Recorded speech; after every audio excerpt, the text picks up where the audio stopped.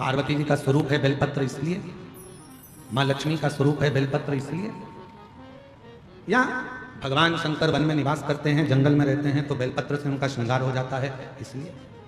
नहीं। शिव को बेलपत्र क्यों चढ़ाई जाती है?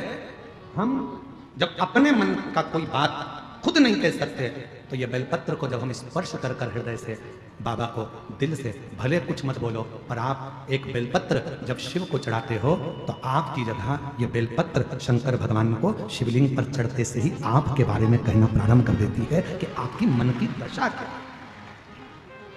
आपके मन का भाव क्या, आप क्या कहना चाहते हो, क्या बोलना चाहते हो, क्या वर्णन करना चाहते हो।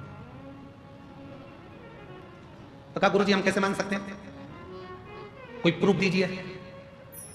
आज के लोग थोड़ी ना मानेंगे कि बेलपत्र से ऐसा है कि आप कुछ मत बोलो और बेलपत्र शिव जी को चढ़ा दो और शंकर भगवान उस बेलपत्र को स्वीकार करके समझ जाएंगे। इसका कोई प्रूफ है? बेर दिया, बेर ने भगवान राम जी से कहा कि सबरी की दशा ये है, बेलपत्र दी तो बेलपत्र ने भगवान शंकर से कहा कि इस भक्त की दशा ये है। इसका कोई प्रमाण मिलेगा क्या? तो द्वापर की कथा में भगवान सुदामा जी के चरित्र में मिलेगा। कितने लोग हैं जिन्होंने श्रीमद् भागवत सुनी है? जरा हाथ उठाओ तो जरा, जिन्होंने भागवत सुनी, भले टीवी पर सुनी चाहे कहीं पर भी सुनी, सुनी तो है ना, रखो। सुदामा जी ने भगवान कृष्ण से कहा था क्या कि मेरे घर में कुछ भी नहीं है प्रभु, खाने के भी लाले पड़े हैं, मेरे बच्चे भूखे हैं प्रभु, मेरे घर की दशा ठीक नहीं है प्रभु। कहा था सुदामा जी ने? जम के बोलो जरा। नहीं था। फिर भगवान को कैसे मालूम पड़ा कि इसकी दशा ऐसी है? कब?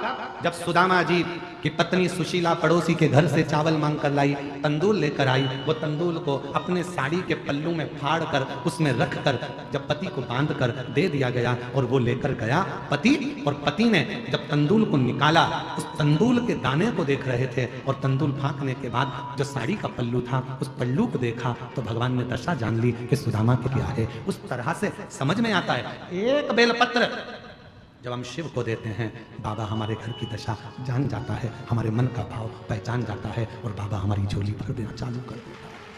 दशा